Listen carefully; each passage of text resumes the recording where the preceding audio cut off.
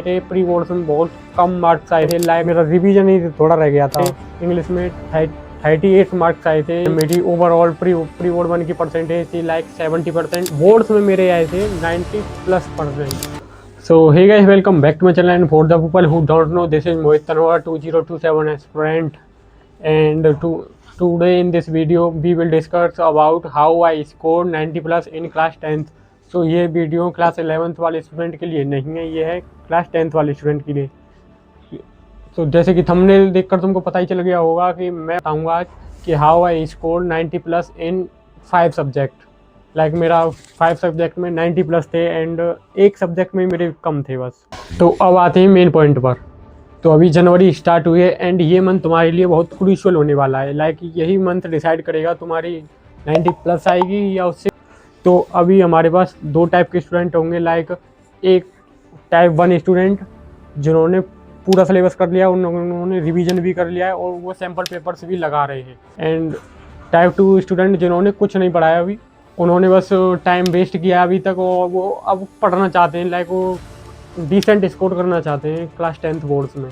And मैं जनवरी में कहाँ स्टैंड करता था, लाइक मैं था इनके मिड में। लाइक मेरा रिवीजन नहीं हुआ था लेकिन मेरा पूरा सिलेबस हो चुका था। मिड में ही आता था। लाइक मेरा रिवीजन ही थोड़ा रह गया था, मैंने सिलेबस पूरा कर लिया था अभी तक इस टाइम पर। तो एंड मैं अपनी बताऊं तो मेरे प्री बोर्ड्स में बहुत कम मार्क्स आए थे। लाइक मेरे इंग्लिश में 38 मार्क्स आए थे इंग्लिश में मेरे प्री बोर्ड्स में। एंड मेरी ओवरऑल प्री बोर्ड 1 की परसेंटेज थी लाइक 70% एंड बोर्ड्स में मेरे आए थे 90+%। सो ये मैंने एक मंथ में ही इतना जंप किया था मैं। तो यही मेरे लिए गेम चेंजर हुआ था। लाइक मेरे बहुत कम परसेंट थे प्री बोर्ड्स में तो, लेकिन मैंने एक मंथ बहुत ज़्यादा मेहनत की थी इसलिए मेरे 90+ हो गए थे मार्क्स 8 सब्जेक्ट में।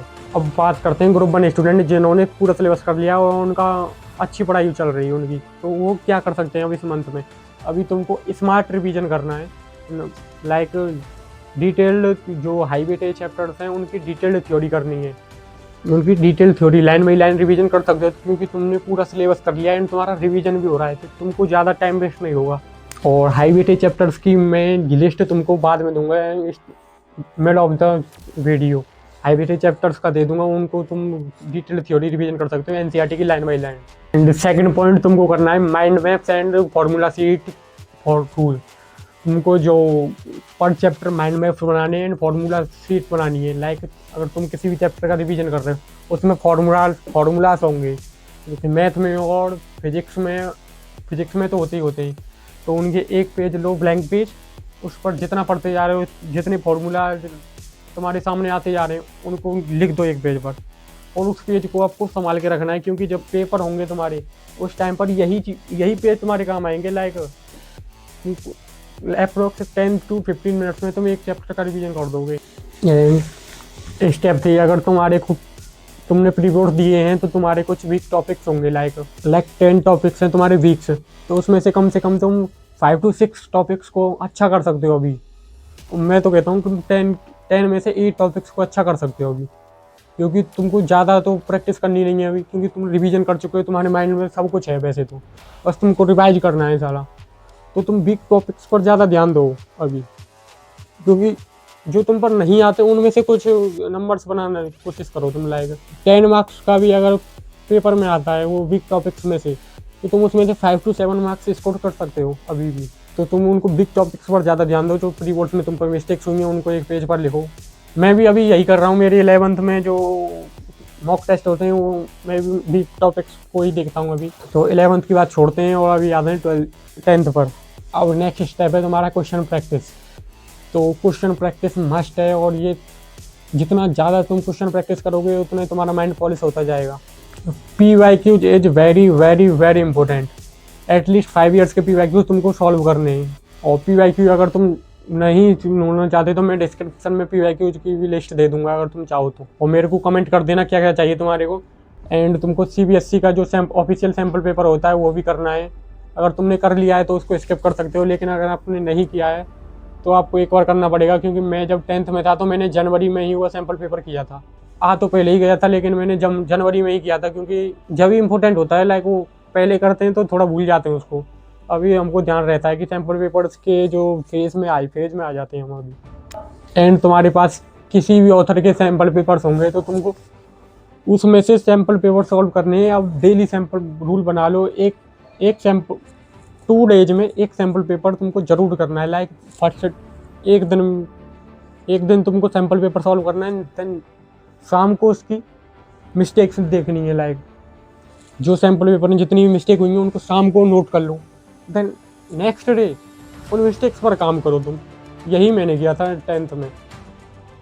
लाइक जो सैम्पल पेपर करता था मैं 9 to 12, 9 AM to 12 PM, तो 3 आवर्स में सैम्पल पेपर करता था। देन मैं 5 to 6 PM पर मैं अपनी मिस्टेक्स को लिखता था। मैंने ये किया था वो। एंड जो नेक्स्ट मॉर्निंग होती थी 9 to 12 में 3 आवर्स ही मैं उसको देता था अपनी मिस्टेक्स को लाइक लर्न करना। और तुमको पर subject approx 4 to 5 sample paper करने ही करने हैं, और कोई रूल नहीं है। तुमको 4 to 5 सैम्पल पेपर लगाने होंगे। एंड NCERT के कुछ पूरे क्वेश्चन तुम नहीं करने हैं, तुमको कुछ सेलेक्टेड क्वेश्चन ही करने हैं जो तुम्हारे टीचर ने टिक लगाए हैं उन पर ही ज़्यादा फोकस करना। क्योंकि जो कुछ क्वेश्चन होते हैं अप्रॉक्स एक चैप्टर में 20 क्वेश्चन है, तो 5 क्वेश्चन ऐसे होंगे जिनका कोई काम नहीं है अभी NCERT ना वो पेपर में आते। उनको क्यों करना है, तुमको स्किप कर देना उसको। जो सेलेक्टेड क्वेश्चन है, इंपॉर्टेंट क्वेश्चन है, वही क्वेश्चन करना तुमको अगर टाइम बचाना है तो। मैंने भी यही किया था कि मैंने कुछ सेलेक्टेड क्वेश्चन टिक कर रखे थे, वही मैंने किए थे। और अगर तुमको सेलेक्टेड क्वेश्चन भी चाहिए तो मैं वो भी दे दूंगा। अगर कमेंट करना पड़ तुम जब भी दे पाऊँगा मैं। एंड अब क्या करना है तुमको, मॉक सैम्पल पेपर्स कैसे देने। सैम्पल पेपर देने तुमको टाइम बाउंड प्रैक्टिस से।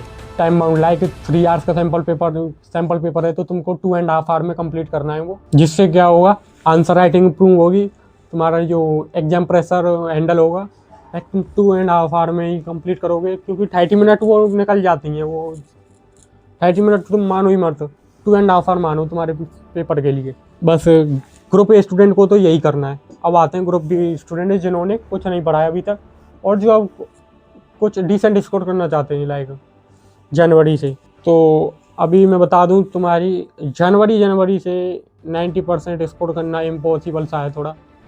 तो 90+ तो नहीं आ सकती अब। सिर्फ अगर तुमने कुछ नहीं पढ़ा है पूरे साल और जनवरी पढ़ोगे तो 90+ तो नहीं आएगी। हाँ, पर तुम 70 से 80% तक जा सकते हो जनवरी से ही।